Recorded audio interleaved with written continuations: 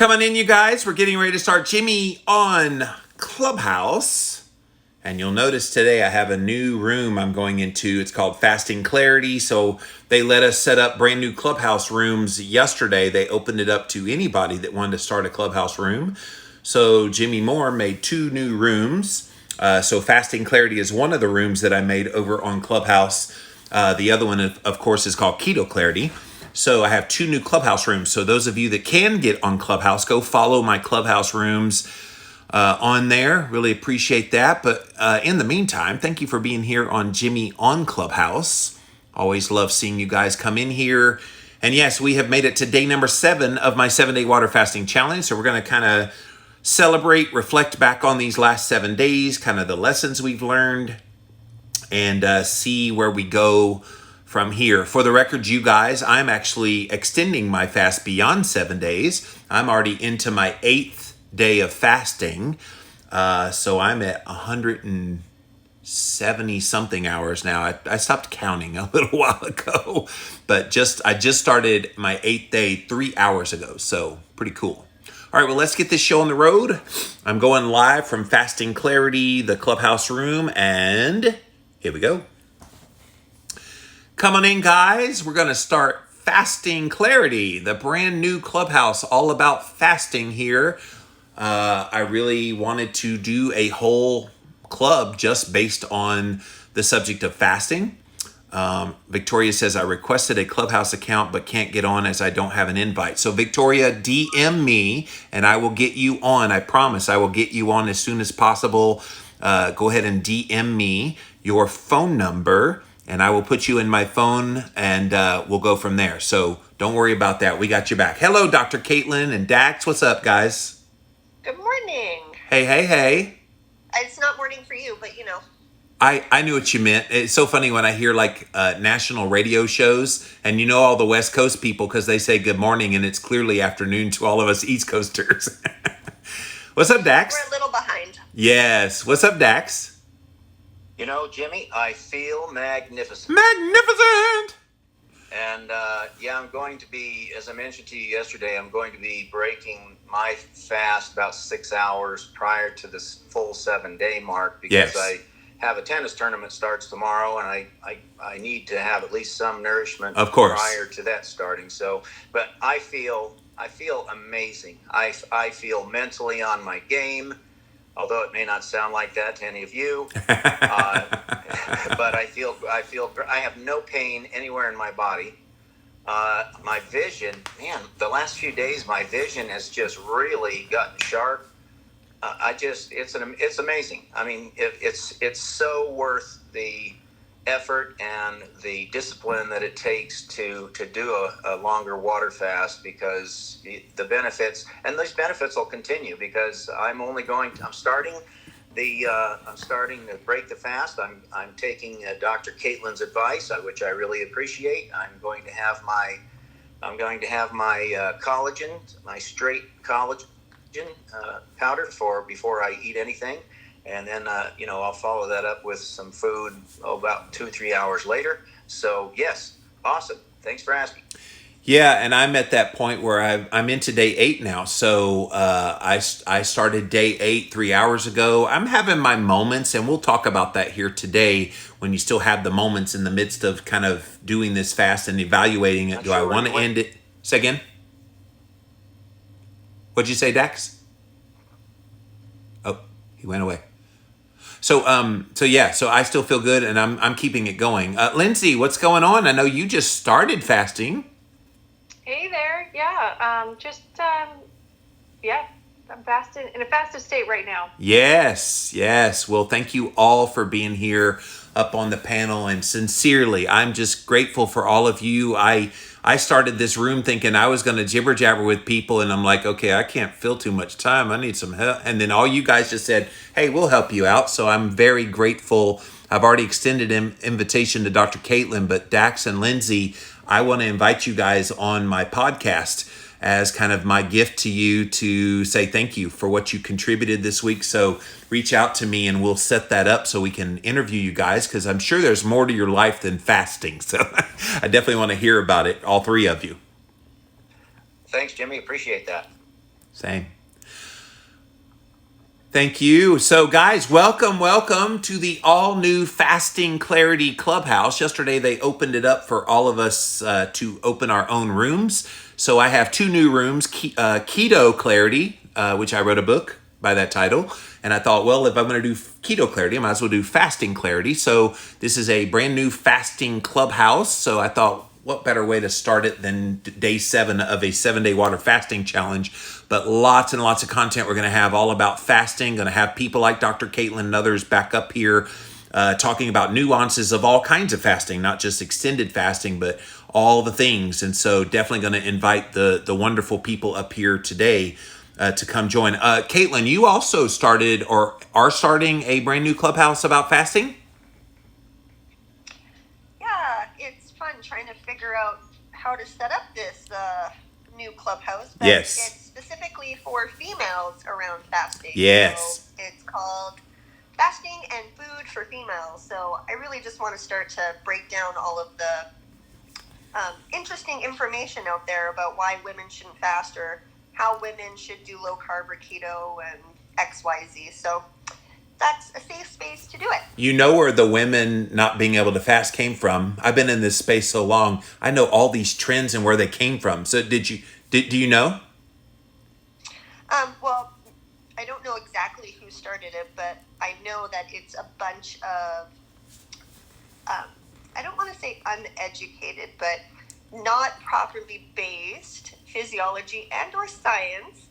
And it's individuals who just don't understand it. That's the big thing. That's who's spreading it anyway. So it started with one such person that you aptly described it there, and then others have echo chambered her. But one female blogger, she was very big in the paleo world back in 2011, wrote a book, it seemed like a book, wrote a blog post all about her personal experience. It was an N=1. It wasn't a scientific study. It was her experience with fasting. And of course, she didn't have a good experience. She did things the wrong way. All the things that we've been talking about this week, she made the mistakes. And so when you do bad fasting, what do you expect when you get bad results? And so the problem is she was such an influential voice in that world that it became this moniker of, well, this person found that fasting was horrible for women, therefore it's horrible for women. And I'm thinking, that has no scientific method written on it at all. But that's where it came from. And then now all these echo chamber of, well, it happened to her, and yeah, okay, it must happen to me. And you're right. It's just such non-science, never been found to be true. I know many women, including the two wonderful ones on this panel, who do very well with it, fasting. Yeah, and it's unfortunate because, I'm still seeing sponsored ads on Facebook and Instagram saying, absolutely do not do this. It tanked my hormones. Well, you know what? It tanked mine too, but I figured out how to not tank it and how to do it properly. So there's definitely a right way and a wrong way to do it, but there's a right way and a wrong way to do everything. Yes. And, if you do anything the wrong way, you're going to have a bad experience and a bad outcome. So it's more for educational purposes, just like this, and giving people the information, and what they choose to do with it is completely up to them. Well, and that's the thing, Lindsey. It's like, just try it. Like, what's the worst that can happen?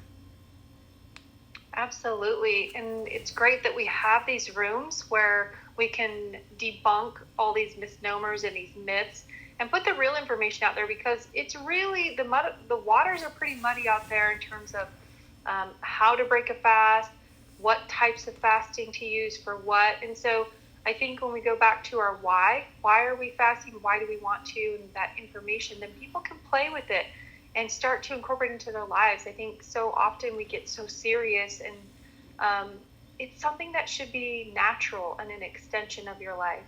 Yes, I love that. Natural and extension of your life. That's the way keto is. That's the way, like literally, like you were saying, Caitlin, all the things in your life.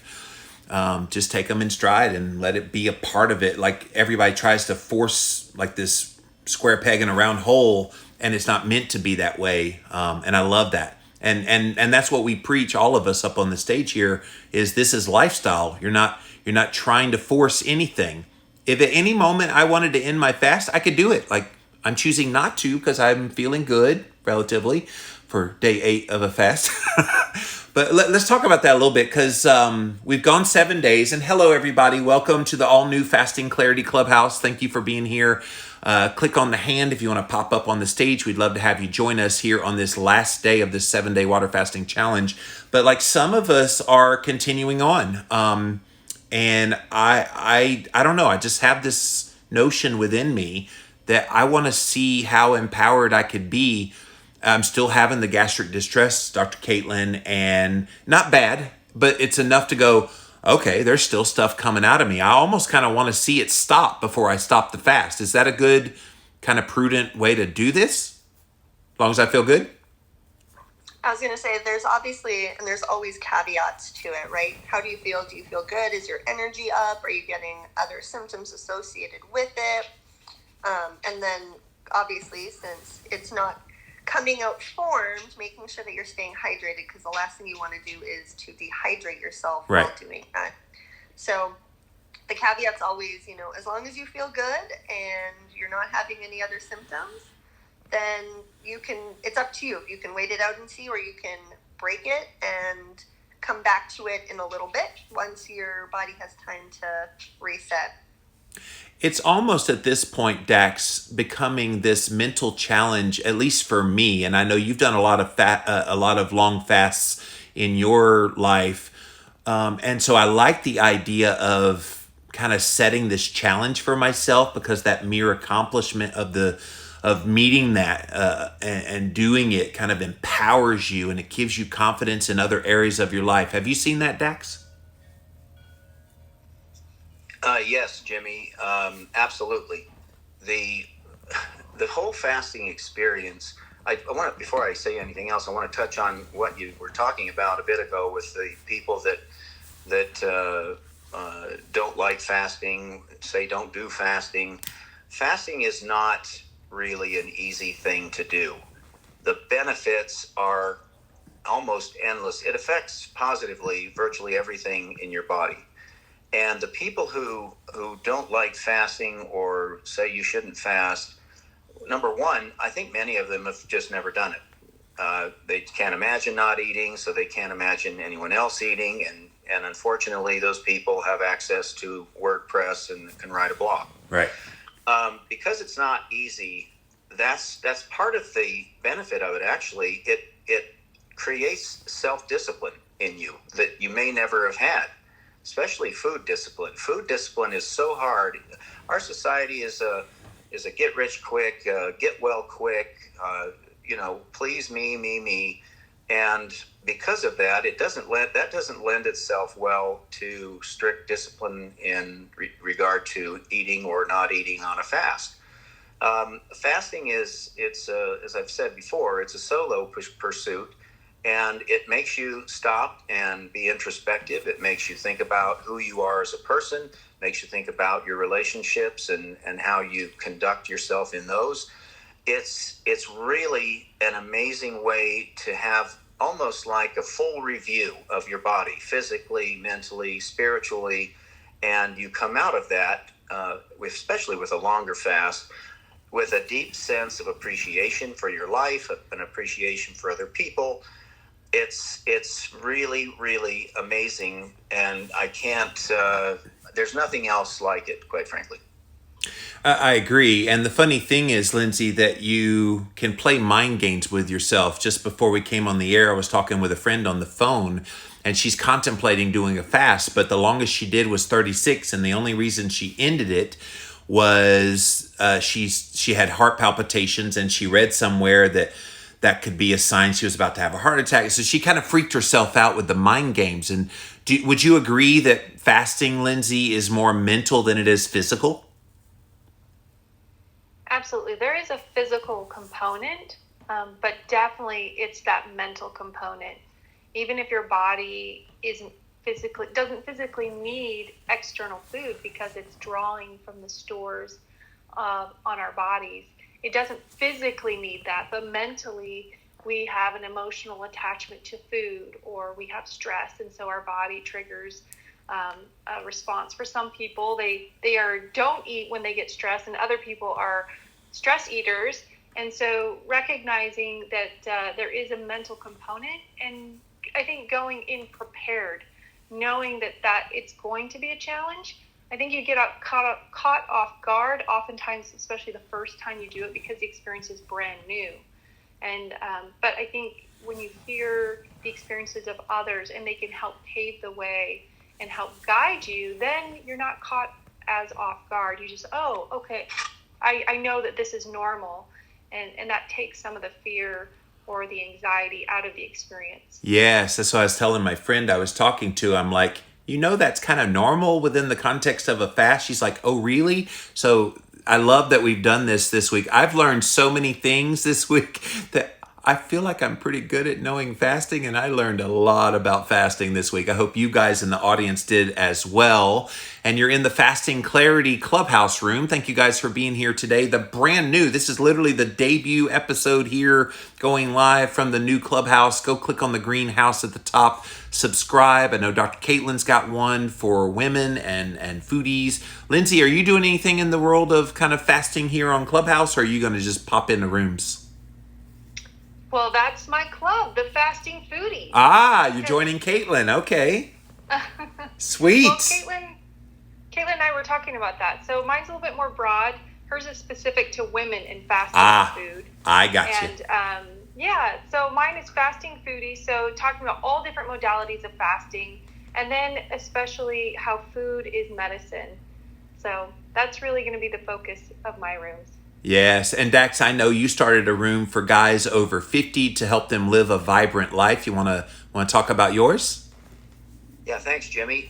My club is called Cool Gray Cats. Cool Gray Cats, and I love it. It's for people who want to be a cool cat, and they've got the silver going on, and they really want to emerge from the first half of their life ready to enjoy the second half even more. They're probably better prepared, a little more mature, and they're ready to launch their supercharged new self. It's going to be more of a complete and overall view of life after 50. It'll be lifestyle. There will be some health, and there will be some fitness aspects to it as well. But it's more developing a mindset that's necessary to really enjoy the second half of your life. But Cool Gray Cats. I appreciate the chance to talk about that. So thank you very much. See, guys, we have the A team up here on stage today. All of us are creative types and definitely doing our thing. So go ahead and hit the hand if you want to raise your hand. Come on up on stage. I'd be delighted to bring you up here, have you be a part of the conversation here on the last day of the Water Fasting Challenge. Caitlin, I want to start with you. Kind of what should people be reflecting on? So they did this experience. Maybe they went 2 days, maybe they went 5 days, maybe they all went the 7 days. What should they be looking at as kind of markers of that they did well here, and then how that will propel them for the next fast? Well, I think regardless of how long you go, celebrate the length that you did, because you're in a club of people that are pretty small compared to most of the world outside of religion fasting, because there's times where certain religions will fast, but it's not usually out of, hey, I really want to do this for my health. It's to support the religion that they're a part of. And so the fact that you went 2 days, 3 days, 5 days, 7 days, you're going to go longer, celebrate that you were able to go and withstand, just like what Dax was saying and what Lindsey was saying and what Jimmy's been saying this entire time, the mental component behind not eating. And then on top of that, regardless of how long you went, you gave your digestive system a break from digesting food. And so that means that roughly 30% extra energy was able to be diverted to other functions in your body. So you're already a better off person, a healthier individual for going that length of time without eating. So always, always, always celebrate the wins and reflect on how did you feel? Is this something that you would like to challenge yourself and push yourself to go a little bit further next time if you maybe didn't quite reach the end game that you were hoping for?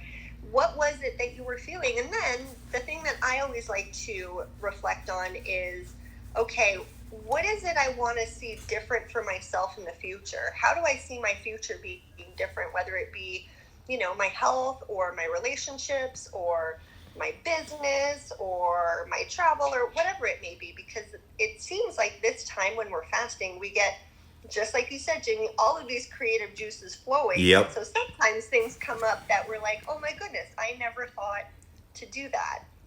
So that's really what I like to do. I went live on Keto Clarity Clubhouse this morning. I was just going to go and say, hi, welcome, I'm here.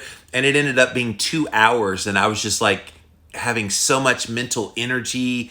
And I was telling them, like, guys, I'm finishing up day 7 of a fast. They were all blown away by that. I'm like, come over to Fasting Clarity. I'll talk about it.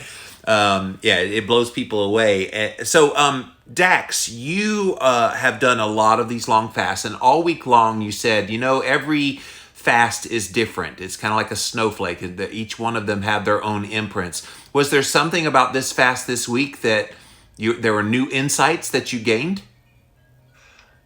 Yeah, there were actually. I've never had a problem past day 4 before on a 7-day fast. I did have a problem on like day 5 or 6 on back pain on a 10-day fast. I did previously, but boy, this week on the night of starting day 6, as I mentioned earlier, I felt like I had arthritis in my lower back, my hips, and my knees. And, it was a tad concerning, but I just knew my body was doing what it needed to do to remedy whatever was actually, the origin of what was ailing me. So I just went through the process, and I let it be, what it was. And as I said, within about 6 hours, all the pain was gone, and my back and my joints felt better than they have. One thing to mention, Jimmy, is I always pick something before I start a fast that I'm going to focus on improving. And in this particular fast, I decided I was going to become more flexible. So I did stretching, at least 20 minutes of stretching 3 times a day during the fast. And by the end of the fast, today I got up and I could easily bend over, put my palms of my hands flat on the floor. I could almost do the splits. I haven't been this limber since I was probably 25. How old are you now? I just turned 60. Wow. So it's the things you can do with a fast, and to your point too earlier, I've been meditating all week, and yes. The last 3 days I have had so much introspective clarity in my meditations. I almost don't want to stop the meditation. Yes. So it's like whole new worlds for you when you get to the backside of even a 7-day fast, or even a longer one if you're able to. But it's quite amazing.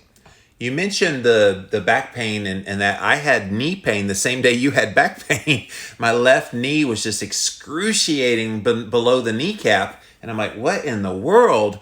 But do you know, right now, I could probably go run and it wouldn't hurt a bit. Like there's no pain. I'm hitting it with my hand now. That pain was so excruciating to just touch. And today, like, is that stem cell production that replace? What happened, Caitlin? Yeah, your body was just in that state of creating stem cells, and stem cells are those naive cells that can turn into anything, and they can heal and replace any other cell. And so what can happen is during a long extended fast, your body will literally shunt those stem cells to wherever might need additional healing from an old injury or from a current injury. And so I have a feeling that's what you were experiencing, both of you guys. Yeah, I heard it last year. I know exactly what happened. I tripped on my steps and my knee just slammed down on my deck. And so it never fully healed until I fasted, you guys. So if you ever wanted to know how you can heal your body, just fast. Like literally, that's all we're saying this week. Give this a try. Now, Lindsey, you kind of had a stop and go moment with the fasting because you're dealing with some things in your life. You want to tell a little bit of your story and why you restarted fasting today? Yeah, there are times when it's appropriate to fast and there are times when it's not. And as Dr. Caitlin had discussed with women as well, there's a time before your cycle. It's not the right time to do an extended fasting. That's the time to really support progesterone and hormone building days. And so for me, I started and was like, oh, maybe I'll just be stubborn. And I thought, I should work with my body. I know better. And after talking to Dr. Caitlin, we discussed it as well. I decided that I needed to not just do this 7-day water fast because someone else is doing it, but to do it when it's the right time. Love it. And that's all about listening to your body. Dax? Yeah, that's, and it's wise, as Lindsey said, to be in touch with your feelings, your emotions, your physical ability to stay on a fast. And if and your situation can change in the middle of a fast. You might have a family emergency, you might have an accident, you might hurt yourself. So you need to be prepared. Don't go into a fast, just really totally sure you're going to finish it. That's not the way to approach it. It's got to be it's a day by day thing, and situations can change in your life that you might have to adjust your fast or break your fast. So again, it's about flexibility, and be flexible mentally that, things that you're going to change. You might have a healing crisis that, is a little too much to get past and a little scary. And but if you break the fast, just commit yourself to, if it's a 7-day fast, commit yourself to another 3 months or so down the road and do it again. I can tell you what motivated me to be so gung-ho about this one is the fact that 2020 was so stressful, I wasn't able to fast more than 30 hours. That was the longest I did last year, and my goal was 7 days. So I was so pissed at myself and then not being able to because my body wasn't ready. But this time, I'm like so motivated. I'm still going. It's almost forcing me to want to go longer just to kind of make up for lost time a little bit. I know that's a horrible kind of way to do it, but if it's motivational and it works and I feel good, so be it. I see we have a fasting expert up on the panel here on stage with us. Jill, thank you for joining us. How are you? Hey guys, I forgot that you were doing this room today, Jimmy, and I wanted to make sure I checked in to see how it went. So it sounds like it's going amazingly well for you. Yes. And hey, Dax, can I join the cool gray cats club even though I'm not gray? I'm over 50, but I'm not gray. Absolutely. We do not discriminate against people that still have their original hair color. I was just genetically blessed. I just got lucky to be able to keep my hair for a long time. Hi, Lindsey. Hi, Dr. Caitlin. So 2 questions. One, I wanted to ask Dr. Caitlin, so you were talking about stem cells. Now, from all the research that I've read from Dr. Longo, he says that the stem cells proliferate after you break the fast. So and you were saying that maybe they were experiencing. Uh-oh. Are you still there, Jill? Hold on, Jill. We missed you. Maybe they were experiencing what? Oh, sorry. So what Dr. Longo said in his research, can you hear me better now? Yes. Okay, I just changed rooms. So to what Caitlin was saying, what I've heard from Dr. Longo is that the stem cells regenerate after you start the refeeding process. So are you saying, because I didn't know this, that the stem cells can actually start proliferating before you start refeeding? Yeah, so you've got to understand, Dr. Longo, his fasting is different than a water fast. Yes. Right?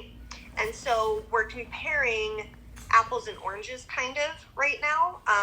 Although he is doing fasting, and his research is not incorrect. When you're doing fasting mimicking, you're just dropping your caloric intake and your protein consumption. So your protein consumption is below 20. Based on your size, your caloric intake's anywhere between 700 and 1100 roughly. I think his is right around 800 calories. Yeah, the first day is 1100. The second day is like 800. Third day is around 500, and then it's about like just under 800 for the rest of it. But anyway, he always says that the stem cell proliferation happens as you start refeeding. So I was wondering, are you actually proliferating stem cells while you're still water fasting? So yeah, and what happens too is after you break a water fast, as long as you do it appropriately, you're going to continue the proliferation of stem cells. So that's why the refeed is so important, and you don't. Yeah, but what about the during? I'm sorry, I didn't mean to cut you off. I meant, what about the during? Because Dax said that his knee was bugging him or his back was bugging him. Jimmy said the same thing. So you said that the stem cells were possibly proliferating right then and there. So I was just curious because I had not heard that before. That might be a really good pitch for my clients. Yeah, there's a whole bunch of research out there. You and I are in touch. I can send you some of it. But yeah, if you just go on, it'll talk about the production of stem cells when you water fast, because what happens is you're literally breaking down all of the garbage, right? The garbage cells that aren't working, clearing them out, and your body has to replace them. So it is producing stem cells during the water fast. So Jill, you're... Yeah, sorry, Jimmy. I was always under the impression, from everything I've read, and it's nice if I'm wrong on this, was that when you're in the catabolic state, you can't be creating new stem cells during catabolism. So who says it's catabolic to be water fasting? Well, that's what I've always read. Would the ketones provide a muscle sparing effect, so it would not be catabolic, Caitlin? I'm sorry, what was that? Would the ketones during a water fast be muscle sparing, so it would not be catabolic? So that is part of it.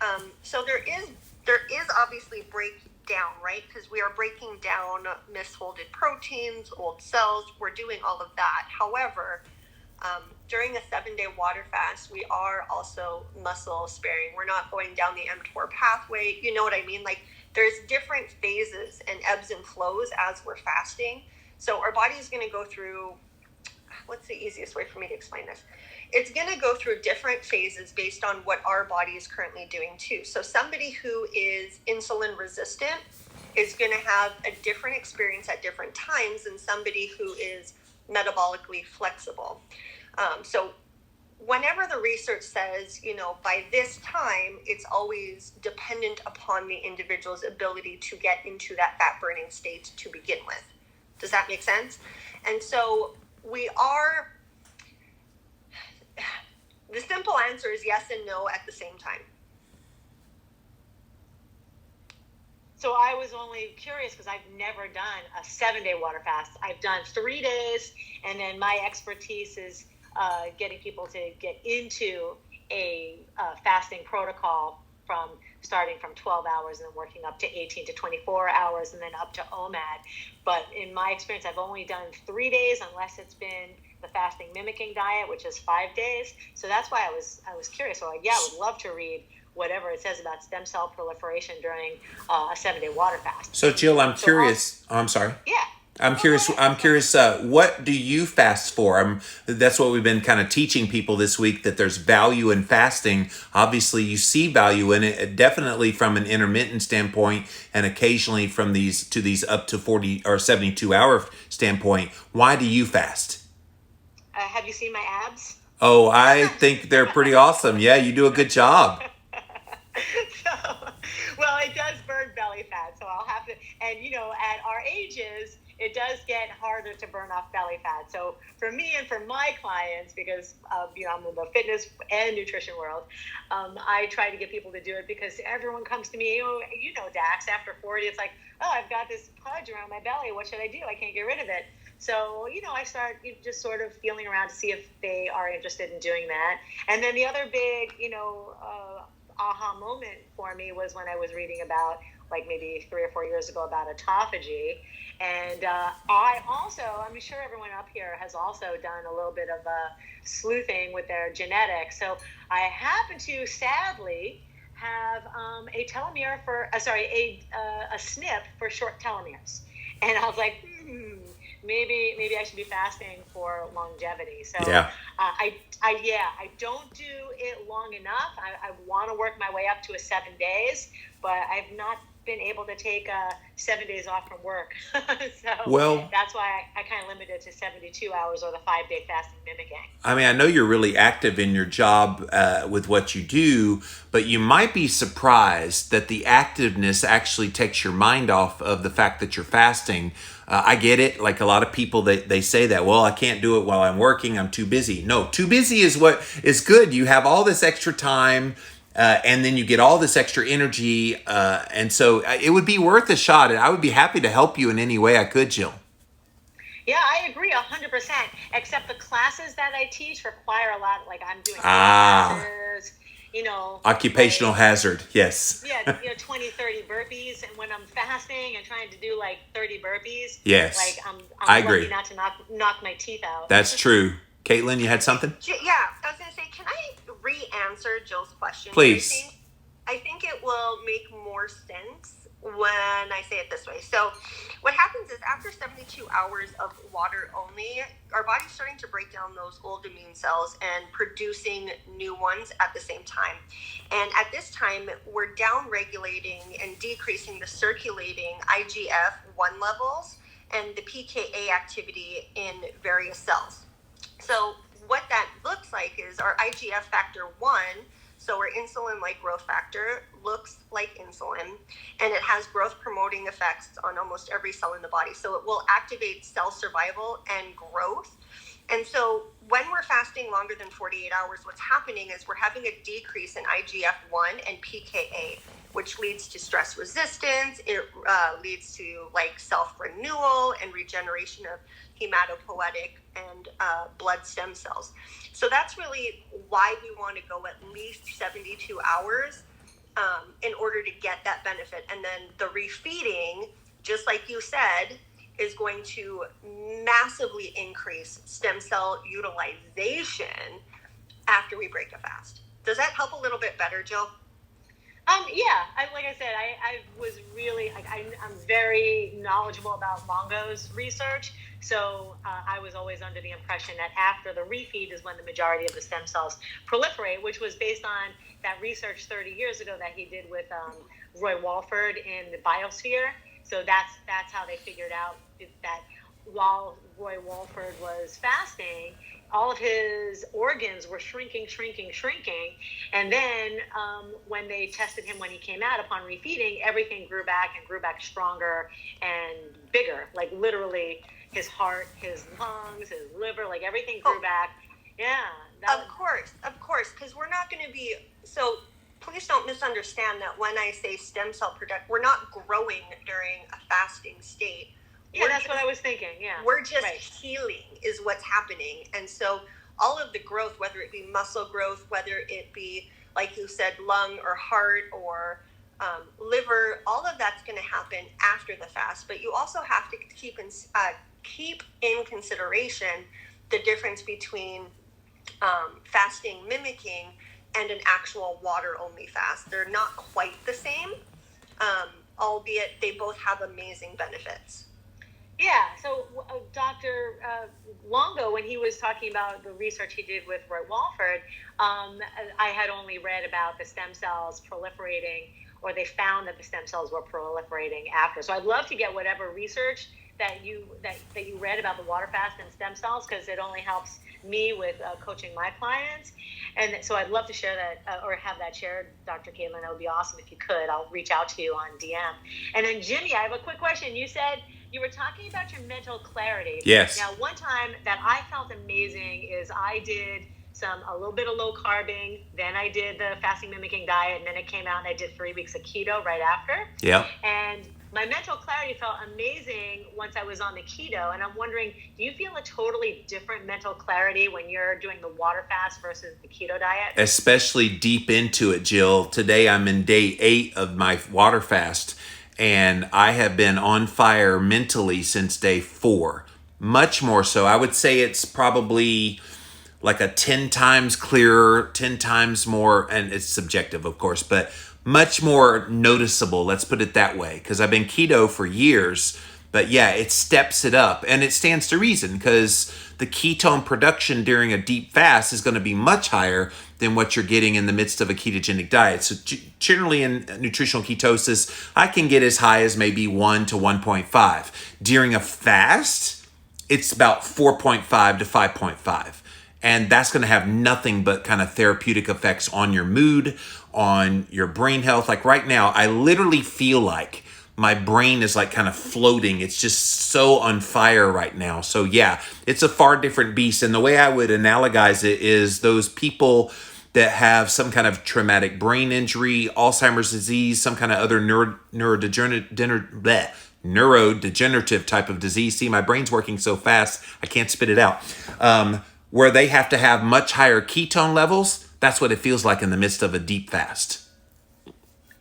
That's awesome. Yeah, my boyfriend does 7-day fasts regularly. He used to do longer ones, but I was like, 7 days is kind of all you need. That's where, I mean, I haven't read as much research about fasts extending beyond 7 days. So Yes. I'm interested to see how you feel. But also, you know, he has some more weight to lose. I don't really have any weight to lose, which is one of the reasons why I don't do really extended fasts, because after 3 days, I mean, even on the fasting mimicking diet, just anybody, if you're not, you know, if you don't have a lot of weight to lose, I'll just say this to everyone. If you don't have a lot of weight to lose and you're just doing it for health, you know, I don't feel that after 3 or 4 days that it's conducive. Correct. Yeah, because I mean, I don't have a lot of body fat to lose. And I would concur, more than a week is probably not ideal for most people. But I do think if you do have extra adipose tissue on your body, or if you haven't fasted long in a while, like me, it had been a year and a half before this one since I've fasted this long.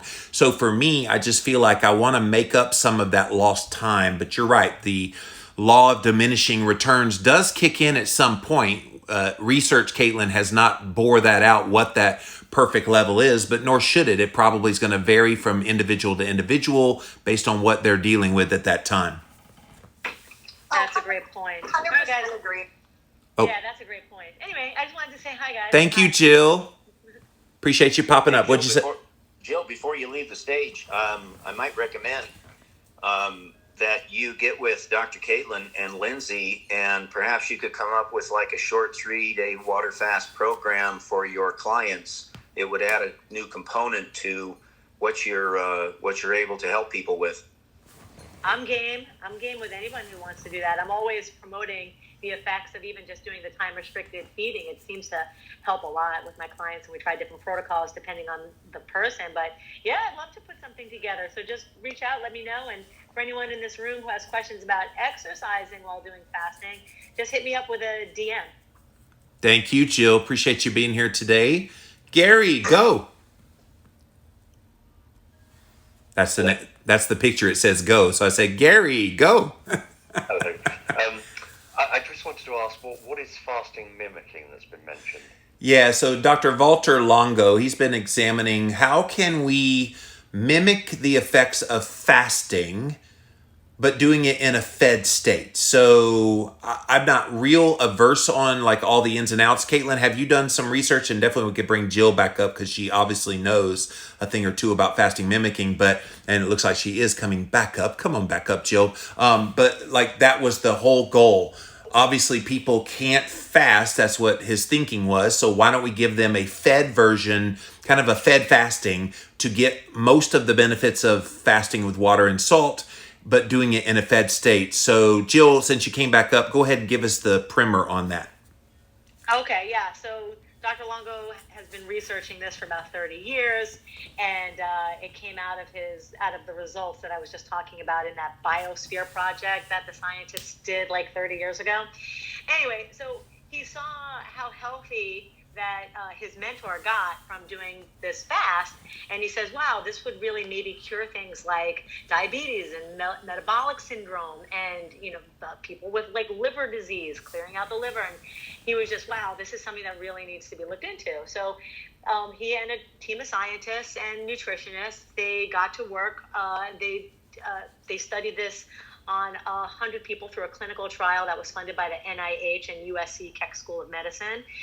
They came up with a system where it's 5 days of very light food. So you'll be eating things like a nut bar and some kale crackers and a bunch of soups and teas, and then a little bit of like a sugar solution, so that helps your brain function.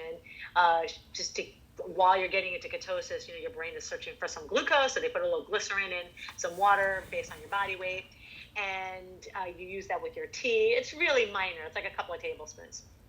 And so you're going through all of the same processes that your body would go through. What happens is what the research has shown, Gary, is that it mimics a water fast in the sense that it doesn't trigger any of your nutrient sensing pathways. So it goes undetected by mTOR and goes undetected by IGF-1 and your other nutrient sensing pathways. And that's what they found. There was a lot of research to go into figuring out exactly like what meals to put in, but it's like, and it's all, and by the way, for those of you who are interested, you can also hit me up on Instagram, because I have a link that takes you right to the page in my bio. But the food is not made in America, which I think is a big boon. So just clap your hands or clap your mics on that. That the food's actually made in Spain. So it truly is Mediterranean, and it is vegan.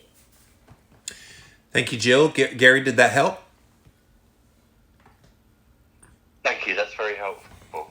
Awesome. Yeah, I'm of the impression, at least for me personally, Lindsey, that if you're gonna get the benefits of fasting, why don't you just fast? Like you help clients often in your program, Lindsey, kind of come up with strategies for water fasting. How do you get them to get over that need to think they need something? I think it's preparation. Preparation really helps in understanding what to expect. We kind of touched on this earlier. Yeah. I use different fasting modalities. I use partial fasting or fast mimicking. I use water fasting. I use intermittent fasting. I want people to understand that these are all tools, and that we don't want to get stuck in just one way, because they all have efficacy. They all have efficacy, and they all have a purpose and a place in our lives. And so to prepare people, help them understand what the mental, emotional, and physical expectations when they go into a water fast. And that helps them. And also community. I can't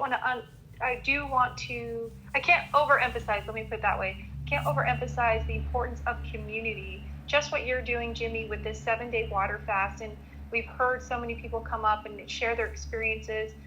Doing it together, there's so much strength in that, and having that support.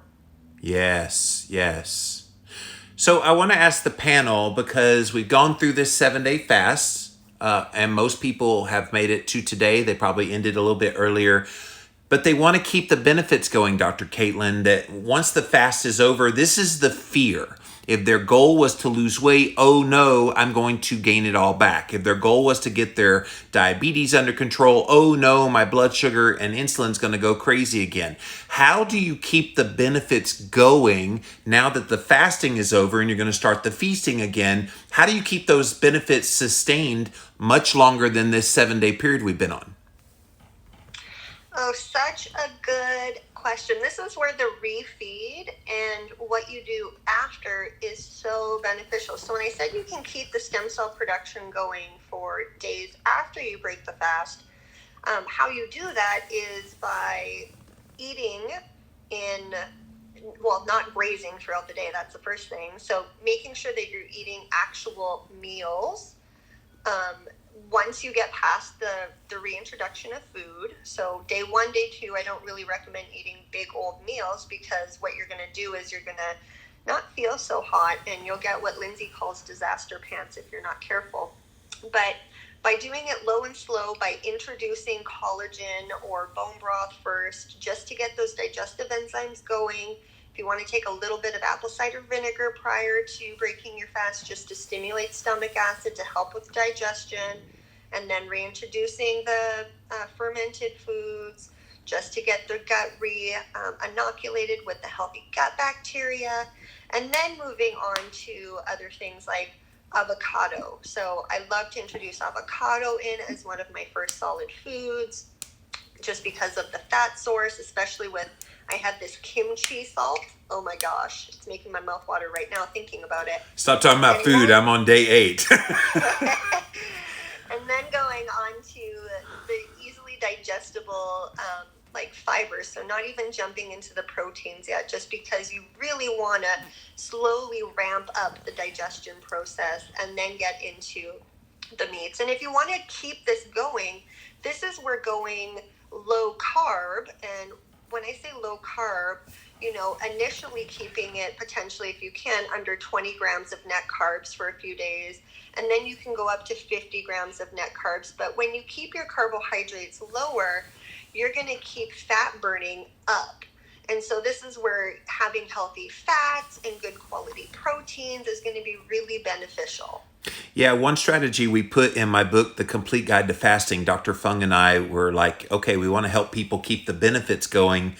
And so one of the strategies was when you're done with an extended fast, maybe implement some alternate day fasting in there. So let's say you break your fast today and you eat for 24 hours, then just don't eat for the next 24 hours, but then eat the next day and don't eat the next day. That's an alternate day fast. That could keep things going. Dax, do you ever implement anything like that? Not specifically like that. What I will do after a 7-day fast is I will take the next 3 to 4 weeks, and over a weekend, I will just do a strict 36-hour water fast each week for 3 weeks. I wanted to say, I'm sure there's a lot of people who really, really want to fast, but they're really, really afraid of that length of time without food. I was just reading some research that stated that if you do a 36-hour fast, water fast, and you can do that from 6 p.m., let's say on a Friday night, and you're eating again at 6 a.m. on a Sunday. So you're literally just one day without nutrition in your body, but you can reduce your chance of heart attack by 40%. Wow. So you don't have to, do these longer fasts. I strongly recommend them because they're so incredibly beneficial. But, start slow. Most people can go without food for a day. It's and also it's less having to explain to people what you're doing, or friends, family, why you're doing it. Because, a 7-day fast, that's going to require a lot more explanation to people who care about you or just don't want you doing things like that. But even a 36-hour fast once a month, you can greatly reduce your chance of heart disease, heart attack, and a whole host of maladies, actually. Caitlin? I was going to say, yeah, I love that, Dax. And the 36 hours from the research now, and it's not, ironclad, but it's suggesting that 36 hours is a really good goal for those who want to get into that fat burning state.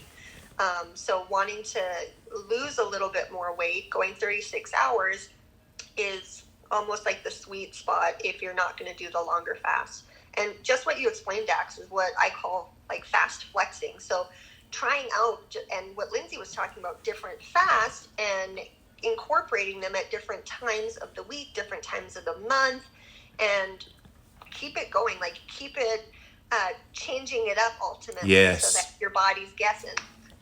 Yeah, that's what I call intermittent fasting. So I think just like we've been talking about all week, you would never go to the gym and lift the exact same weight, the exact same way every single time. You would go to a certain point and then stop. So why would we think it would be any different with the fasting protocol? You want to mix it up. Have an 18-6, have an OMAD, have a 36-hour, do an extended fast. I love that. And I love the idea of the 36-hour fast, Dax, because what's funny is once you get done with this kind of longer fasting, your propensity is to not want to eat, Lindsey, which is kind of ironic because you would think, okay, you haven't eaten in so long, the first thing you want to do and everything you do want to do, all you'll think about is food. But it's the weirdest thing. You end a fast, and what do you want to do next? You fast. I've been on both sides of that coin. I'm going to tell you, Jimmy, I have bum rushed the fridge in probably the very early parts of learning to fast. Yes. And learned the hard way that that was not the best way to go about it. And much to what has been already discussed, that it can actually undo some of the work that you have done, your body's done, especially in terms of your gut health. If you end up having to you indulge in something that your body's not prepared to break down and doesn't have those enzymes, such as like a meat, as an example. Yeah. And you end up, going to the bathroom, you're taking a lot of that good flora, the good bacteria with you. And so we've just spent all this time to rejuvenate that microbiome and really get fresh cells in there. And then we kind of flush it out. It kind of defeats, I don't want to say defeats the purpose, but it can reduce the benefits. But then likewise, after you have been fasting, it also resets a lot of our dopamine receptors, and we become not only more insulin sensitive, we become a lot of our hormone receptors are reset as well, including dopamine, which is the pleasure center for when we have food. Why are we addicted to food? It's because of the dopamine hit, addiction in general. And so we reset that, and we find a simpler pleasure in food, and that it doesn't control our lives, that we are back in control of our bodies just by simply fasting. Love it. I think that's the best thing. And Gulkin, I'll come to you in a second. I think that's the best part of fasting. It's the empowerment aspect. I feel like I'm in total control of pretty much everything in my life right this moment in day 8 of a fast, because fasting does that to you. If you can overcome your ability to need to eat, and by no means am I suffering in any way. My stomach's not growling. I'm obviously full of energy. I'm obviously clear in my mind. Like it's so empowering. I can't emphasize that enough, that you almost feel like you can take on any challenge once you do something like this. Gökhan, I hope I said that right. Are you from Sweden? How do you say that? Gökhan.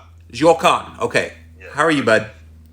Good. I've been intermittent fasting for like 2 years now, and I started off with a 5+2 with calorie limits about 2.5 years ago, and now basically over the last year, twice a week I fast basically for 36 hours. Nice. I usually do it on Mondays and Thursdays, and that bleeds over to Tuesdays and Fridays. So basically, I'm not eating until the next, Tuesday afternoon later on.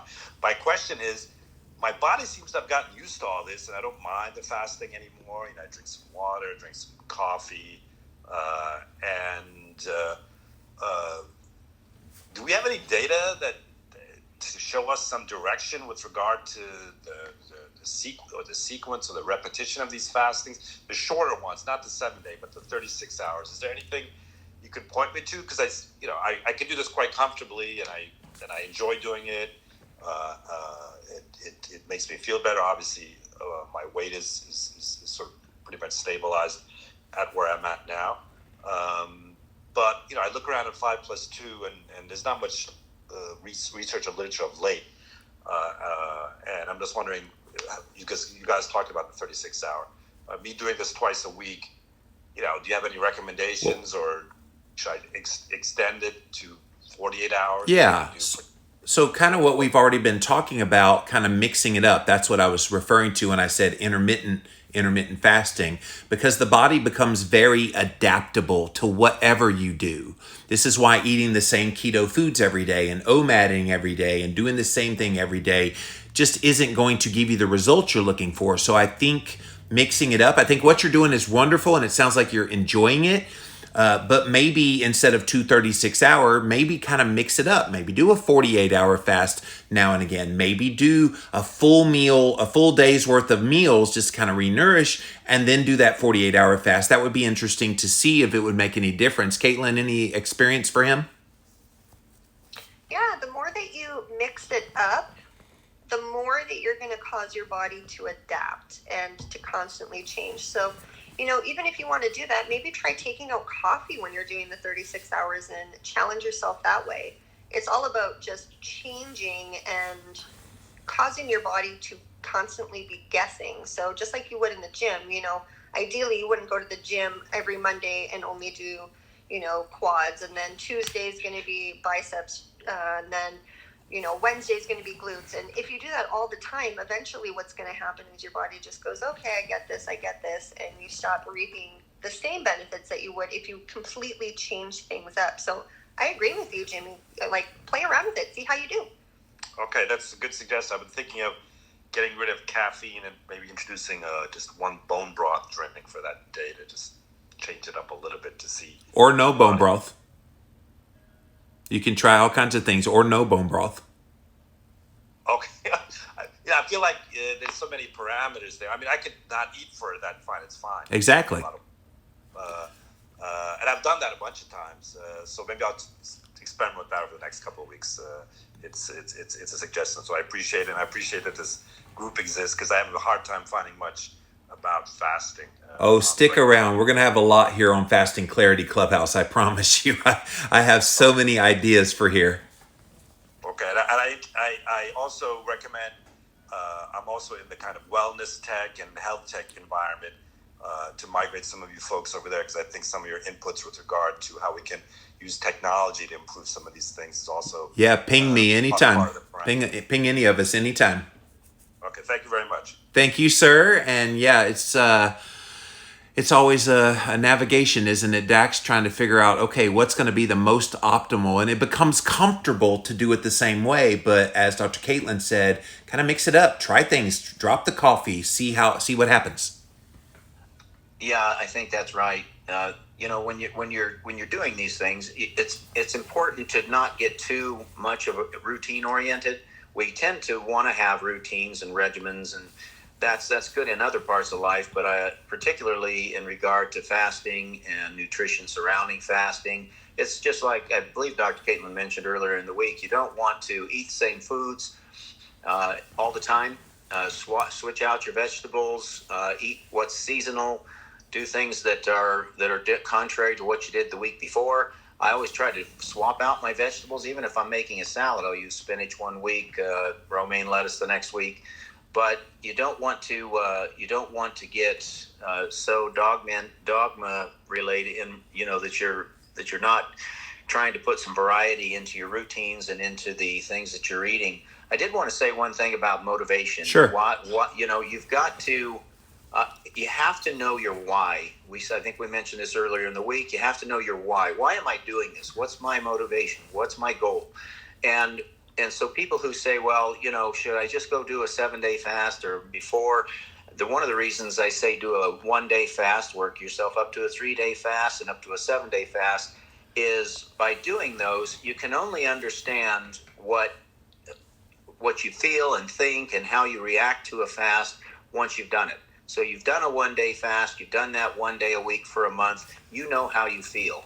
You go to a 3-day fast, wow, you're going to have new feelings, you're going to have new reactions to it, and then you're better prepared and you know your why for why you're going to do a 7-day fast. And it's an exploration of sorts into your own mind and your own body. But you have to know your why when you're doing this, in addition to having support like you've done with this amazing group, this fasting group, you've given people a chance to have a wonderful interaction with people, and they get a chance to be supportive of each other, which really helps, especially on a longer fast. The inverse of that has also happened where people have an experience with fasting that was a negative one. Kind of like my friend earlier I was talking to, and she went 36 hours, had the heart palpitations. That so paralyzed her from ever wanting to try one until this week. And she's watching me and how strong I am in day 8 now. She's like, all right, if Jimmy's doing it, okay, maybe I should try this again. Like that negative connotation didn't motivate her. It demotivated her, Lindsey, from even wanting to try. So sometimes the mind games of what we think bad is going to happen that never was going to happen kind of tricks people and paralyzes them from ever trying it again. Sure. And I think that's where the community and having a coach or having a community like this, where you can get real answers and also that you can get the support and understanding that we've all been there and that we can work through it. Sometimes people just need that little bit of extra push, and it makes all the difference. Yes. So Maria, I'll come to you in a minute, but I want to hop over to Jimmy on Clubhouse Instagram page. What's up, guys? So those of you watching on Clubhouse, this is being live recorded over on Instagram, Jimmy on Clubhouse. Go follow me over there. You can watch the replays on IGTV as well as YouTube. Look up Jimmy on Clubhouse on YouTube. I'll probably air some of this on my podcast as well. But Lavender Love 44 had a question: how much apple cider vinegar would you recommend? And then the second question, instead of protein from meat, can you do nuts as a way to transition? Dr. Caitlin? So you don't need much apple cider vinegar. I would just do like a teaspoon in a little shot glass 10-15 minutes before you're going to start to reintroduce food. And then protein from nuts. It all depends on if you can digest nuts. Some people can't, and when they eat them, they are almost, pooping out the nut in its entirety. So potentially going and doing more of like a nut butter, that might make it a little easier. But you got to still be careful. I still wouldn't introduce nuts right away. That would still be like... Because of the fats? Well, the fats and just the lectins in the digestion and things like that. So that would be a latter introduction for me anyway. You know what, Dr. Fung, he blew me away when he said this in our book, The Complete Guide to Fasting. Don't break your fast with eggs, because he says it'll stop you up. Has that been your experience? Some people, it has the opposite experience. Right. Rather than backing you up, it makes you have like disaster pants, like Lindsay says. So, and like I said, eggs are not my favorite thing to break the fast with, just because of the protein content, and it can be a sensitive food for a lot of people. So that's later on, after you've introduced some other things, just to almost prime the digestive tract. Yes. Yeah, I have 15 backyard chickens, and they've been laying crazy this past week. I had to give away 5 dozen eggs to a friend yesterday because I'm like, I can't eat eggs right now. I'm fasting. So oh my goodness, I wish I lived next to you. Yes, and they're beautiful because the sun's been bright, and they're very, very orange yolks. Oh my God, and I feed them well. Anyway, I'll cry me a river.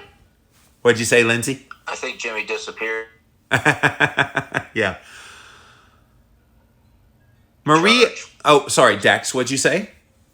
I said when you've cut out a couple of times. Oh, sorry. Yeah, it keeps flashing on my screen. Poor connection. I apologize. I thought perhaps you you put your yogi hat on and were in the lotus position. That bit of knowledge. Transcending. Maria, please save us. We're going silly up here now. Good afternoon, everyone. Hey. Hi, Miss Hi, Caitlin. Maria. How are you? So good to be here. Lady. Yeah. It's just a beautiful Sunday outside. I actually got to go up to the mountain where I'm in beautiful Arizona. So we have like 70 degrees and sunshine. I'm sorry for anybody who doesn't have that right now, but I got to soak some of that in. So, but you guys are having a wonderful talk, and I just wanted to just add just a tidbit. I'm an integrative nurse practitioner, and I do a lot with fasting. And I'm going to botch his name, but Gokun, I want to say that. He was talking about kind of diversity with fasting, and I find that men and women are very different. And with men, something that I like to do to create diversity is do an 18 and 6 for 6 days. And then I do a 24 and 4 for 4 days, and then down to 33 and 3 for 3 and 44 and 4 for 4. And then we can kind of change our protein intake and carb intake and workouts according to where we're fasting and what the schedule is. So obviously, if we're down to like our 33 and 3 for 3, we're not going to be hitting it crazy hard at the gym. We're going to pull back just a little bit, maybe a little bit more carb intake on that day when we do eat, to replenish and give our muscles glycogen. Same thing with the 44 and 4 for 4. But when you're back to your 18 and 6 or even a 16 and 8, you can work out harder, you can be pushing weights, you can be doing 2 a days, like very different. And I find that kind of cyclical motion, especially for men, really helps with the insulin sensitivity and can create that diversity. And then also, as you guys were saying, choosing different foods. I mean, when you have your meals, you have this opportunity to have, 20 different foods a week, but yet we tend to stick to the same things all the time. And I always encourage people to go, when they go to the grocery store, kind of look at the variety. And if there's something you've never tried before and you're like, what is a rutabaga? Like, what do I even do with that? Grab it and put it in your basket and Pinterest and figure out what to do with it. And it may be something that you absolutely love. You may hate it, but it helps you create that diversity in the gut and helps you be creative. And women on the other forefront really need to work with the hormones. And if they're not having menstruation or cycling, maybe they need to cycle with the moon. And we can also create increased protein, increased carbs. And I wanted to step in with that just a little bit, because I thought, that might be helpful for him or any other male or females listening that's kind of looking, how do I create different types of fasting for myself? And I'm Maria, and I'm complete. Girl, where you been all week? Wow, that was amazing. Thank you so much for sharing your clinical knowledge with us. And wow. Yeah, Caitlin was talking about the cycling with the moon just yesterday. Yep. Like minds, we can't help it. No, Maria's fabulous. And she is a wealth of knowledge. And your friend as well. You're welcome back in this room anytime, Maria. Yeah, and one thing I'll just share with you guys, because you guys are talking about refeeding. If someone has autoimmune or some type of celiac or Crohn's or something that they're trying to heal their gut with, I really recommend when we refeed, also starting peptides. There's something called BPC 157, and it's an oral peptide. And it's great for decreasing inflammation. My mother, who has ulcerative colitis, couldn't have raw vegetables for 2 years. I fasted her, BPC, and she has had raw vegetables ever since. And wow. I've just seen so much growth with it. So reach out to somebody who might be able to help you with that if that's something you're suffering with. So other than that, I will step aside. But yeah, thank you so much for this space. I really appreciate all of you guys. It's awesome. Thank you. Maria, before you take off, what is your knowledge on, if you don't mind, Jimmy, go. stem cell production during the water fast? Oh, so yeah. During the water fast, are you producing stem cells? Or is the stem cells going to be produced after the water fast when you break it, like in the fasting mimicking with Dr. Luongo's? Yeah. So are they the same, different? What are your thoughts? So this is also very helpful. So when you're deciding what type of fast to do, if you're someone who's looking for muscle, you're probably only going to do a 16-hour fast. But if you're looking for cell turnover and cell autophagy and healing and autoimmune, you got to get to that 36 to that 5-day window. And when you break the fast, that's actually the point that the stem cells skyrocket. And that's why BPC is so effective, is because it takes those stem cells and accentuates them even more. And that's where that really true healing. So when someone has autoimmune or some type of really inflammatory thing going on, that's why we use it. But yeah, it's that propulsion as you start the refeed that is really the benefit with the stem cells. Okay, you have my brain going a million miles an hour now. So wait a minute. So when you start eating food again, what's the process that would speed up the stem cell production? Well, just even starting the refeed is really where the stem cells start to kick back in. Okay. And you get a rise about 20% right after you finish the 5 days. So you get some rise, but then once you start to refeed, that's when you get the 20% burst. But we also don't want to overdo it. So that's why the refeed is so important, why you don't want to sabotage. Is it hormonal? I'm sorry, I didn't mean to interrupt. You just got me extremely curious. My brain is going a million miles an hour, and plus I'm on day 8 of a fast, so I feel good. Is it hormonal? What's the pathway that's making that happen? Making the stem cells happen? Yeah. So what is the food stimulating that's making that huge rise happen? I'm just curious, the mechanistic pathway. No, I totally get you. So your endocrine pathway is upregulated, as well as when you're so I'm trying to figure out how you. I'm testing you on a Sunday. Sorry. So no, it's okay. I totally love this. When when you normally like injure something, right, you have complement go to an area and you have accentuated blood flow to the area, and it makes healing happen. So when you've taken away from the gut for a long period of time, and then you take and start to put the food back in, where does blood flow have to go? And that's where complement goes, and that's where stem cells go.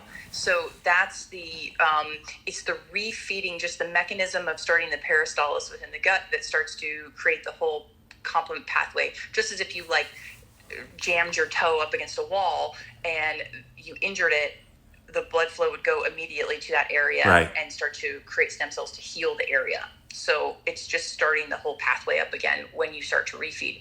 But using things like bone broth is really great because the collagen and it's fermented will help the gut lining. Wow.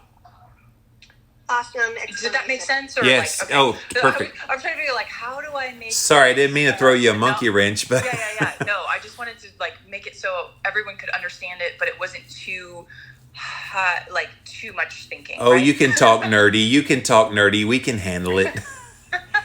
Maria. Yeah. When you, and I'm sure you've read the research too, because you and I run in similar groups, that at 72 hours, the IGF-1 and PKA has been downregulated. And so at 72 hours in a water fast, doesn't that increase the regeneration of the hematopoietic and the blood stem cells during that time? Now, it's not to say that that's the maximum amount, but isn't that when it's starting? Correct, yeah, like 72. Our body is starting to produce those stem cells? Yeah, and so that's where you can get that benefit right at 72 hours. So that's a perfect window if you're like, you don't really want to go to a 5-day, but that's a really great time for cell turnover and for getting those stem cells. 72, you start to rise, you get max that will, and max can be, I guess, very personalized per person. And as we talk about like GKI, are you at your max autophagy kind of thing? Did you hit your window? But that also, if you have chronic infection, sometimes meeting that max autophagy doesn't quite happen. So, you start to get that cell turnover and stem cells at 72 hours for sure. So it just really depends on how much healing we need to take place, and that can lengthen each time you do it.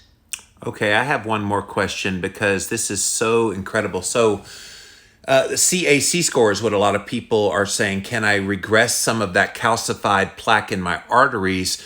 Do you know of any studies or even like anecdotes where going on a longer fast produces some of that healing and regression of calcified plaque? So, you know what? I would love to come and do a rebuttal with that and give you an exact study. But one thing that I do know is that we do lower the inflammation within the vessel, which lowers the continuation of plaque. So digressing the plaque, I'd probably have to look at and find that information for you. I think it's probably tangible, but yet I don't want to speak out of turn. Yeah. No, I'm just thinking. So I'd love to come back to you and say, here's where it is. But also, when I see people's CRP levels, so C-reactive protein is this sensitive but not specific marker that tells us about body inflammation. Specifically, a lot of times it's in the vessel. So when people are more overweight, we tend to see higher CRP levels just because it's pressure on the cells overworking the body to do its normal functions. So when we fast, we actually will see CRP levels drop. So you can make the reference that it goes into the cell and it lowers inflammation as a whole, decreasing plaques overall. But yet, do I say that it takes away plaques as a whole? Not sure I could say that, but I could come back to you and see if we could find that information for sure. Yeah, I think it would be really fascinating if a study was done as such. Caitlin? Well, I was going to say, I had a really interesting conversation with a DO, Dr. Ellie Campbell, and she was talking about in her clinic how she's actually seen especially in the carotid, calcium and plaquing greatly reduce in her clients, and fasting is one of the modalities that she utilizes, but there's a lot of other things that go into that. So I don't know that her or I could say fasting alone will Sure. do that, but I just wanted to throw that out there, that it is absolutely possible. Sure. And Dr. Nick joined us on stage. Do you have anything to add to this conversation? Yeah, I think that's an interesting question, Jimmy. I think it might be one that there isn't concrete research on. The research being to decrease a CAC score. Mm-hmm. It takes a long intervention. I don't think it's necessarily going to happen over a short period of time. Just Correct. A single fast. So you'd have to have a population of people doing, prolonged fasting for a long period of time who are going to get at baseline and follow-up CAC scans, right, which do expose the body to some radiation, and I just don't think those studies have been done. In fact, I'm not aware of many studies looking at a single. In fact, the only one that's really bandied about a lot by the plant-based community is that a plant-based diet is the only one that's been shown to reverse calcification. Right, in arteries. Dr. Ornish, yeah. Yeah, and it's a nonsense study because what they did is they basically did this multi-domain intervention. So right. You took a bunch of unhealthy people and you make them exercise and stop smoking. And meditation and all these other things, meditation, sleep, and then you also happen to be eating plant-based and your CAC score goes down, then okay, that's interesting. But I wanted to note a couple things. One, I've seen anecdotes of CAC scores going down in people who are on long-term ketogenic diets, even when LDL goes through the roof. So a lot of you might know about the lean mass hyperresponder phenotype, which occurs in fasting and also occurs on ketogenic diets, where people aren't eating carbohydrates, their LDL cholesterol might go up very, very high.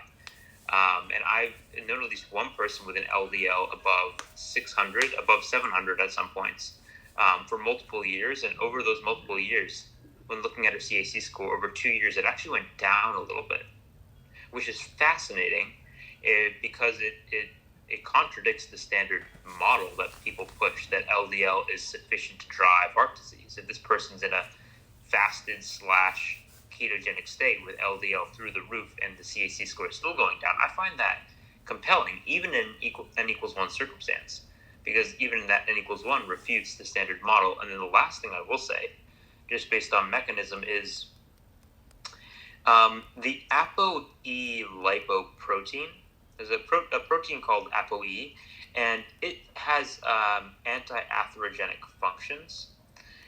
It can help do reverse cholesterol transport and otherwise help clean up arteries. And fasting does increase its production from adipocytes. So it's thought in the periphery to be generally made in hepatocytes, but part of the production happens in fat cells, adipocytes. And when you fast, production does go up. So there's mechanistic basis for fasting potentially helping with atherosclerotic plaques, although, again, I just don't think the studies have been done. I think they're very difficult to do. Hey, Dr. Nick, do you know in that N=1 with the lady with the very high LDL, was a particle size done on her? Was it, do you know if that was part of it? I haven't seen her actual lab. Actually, no, I didn't see her actual labs. I'm sure that they were done, given who I know who she is. And if they were high, I did see her labs. I don't remember what they were, but if they were high, I would have noted it. Because my hypothesis would have been, her particle size would have been... Actually, so it probably would have been high, but what I've been looking for is a small LDL. Because I think particle size... could you say particle count or particle size? Size. Oh, yeah, then I'd expect the mean particle size to be very, very high. Or just on the higher side. Right, pattern A. The lean mass hyperresponders, the LDL total will go up, and the LDL particle will go up, but it'll be driven exclusively by large LDL. That's what happened to me when I first went keto. And there's a report on this, because even before I went keto, I hypothesized this would happen, because I knew the LDL would be bad. So I wrote a paper, or planned to write a paper, called "The Standard Lipid Panel is Insufficient for the Care of a Patient on a Ketogenic Diet." Wow. Took my blood lipids, went on a ketogenic diet. 6 months later, we rechecked my blood lipids, and exactly that happened. My LDL went through the roof. It tripled. But guess what? My small LDL actually went down. Yes. And my medium LDL went down. It was exclusively driven by large LDL, and yet my ApoB went up, my LDL particle count went up. So you bring it to a standard cardiologist on a standard lipid panel, and they'd say, "Oh, you're going to die of a heart attack." And yet, when you look at the subfractionation, as Dr. Caitlin says, the particle size, which is very informative, it actually suggested improvements. And so I expect it's happening in this case as well, although I don't have the numbers for you. Yeah, I think it's really important to consider the size of the bad cholesterol and not just jump on board like, oh, my LDL is really high, I'm going to, just like you said, Dr. Nick, have a heart attack or a stroke, when in reality that might not be it. Well, and we know on a standard 100%. lipid panel that LDL-C is just estimated. It's not actually directly calculated or directly measured. It's calculated, and most patients don't know that. Yeah, it's the Friedewald equation. Right. Basically, they just take all the cholesterol in your bloodstream, and then they subtract the LDL, and then they take triglycerides and divide it by 5 and subtract that out. For VLDL, right. And then the leftover is LDL cholesterol. Yeah, it's disgusting how they do it. Wow. We had a lot of knowledge up on this stage today. Thank you, Maria and Dr. Nick, for adding value to what we were doing here today. But guys, we made it. We made it to day 7. Congratulations, everyone in the audience who joined along all week. Maybe you just observed. Next time you want to do a fast, just don't just observe. Dive in. See how you do. Jill, I want to see you try to do a little bit longer. Let's see how water only goes. Definitely come back to Fasting Clarity Clubhouse. This is literally why I created this specific clubhouse. We need to get more positivity out there about fasting, that you're not going to get hungrier and hungrier. You're not going to get weaker and weaker. I'm currently in day 8 of my fast. Feel fantastic. And we'll probably go at least a few more days, and I'll obviously always assess where I'm at. Thank you guys so much. You guys stayed with me through thick and thin all week long, and it was an honor sharing the stage with you. Thanks, Jimmy. Hey, Jimmy, I was gonna just reach out and just say, if any females are interested in the whole idea of fasting with the moon or fasting with the cycle, if you DM me, I can totally send you like what that would look like. So a little protocol. And I just want to, it's free for anybody. I just want to shoot that out because I love it. I really like for people to optimize their current situation. So yeah, thanks so much. And really congratulations, Jimmy, on your great efforts. Thank you. And yeah, I never even thought about like fasting with the moon cycle. That's kind of cool. I like it. There's probably a circadian rhythm, something there that optimizes it. All right, guys, we're done. 7 days. Oh my gosh. Woohoo, Good job congratulations, sticking with it, everybody. Jimmy. Thank you. Looks like my friend Kim, who's been doing this all week long with us, wants to come up and say one final thought. All right, Kim, I brought you up. Are you there? Is she coming up? Oh, I see she's still in the audience. Or maybe she was trying to leave and she accidentally invited herself. I'm going to make you talk now, Kim. What you want? What you got? I totally hit the wrong button. I knew you did. That's why I'm embarrassing you. It's all good. It takes a lot to embarrass me. Yes. Well, guys, thank you so much. We're definitely going to do a lot more fasting type of rooms here. So come back to Fasting Clarity Clubhouse. And again, thank you for being here. And we'll see you around the clubhouse.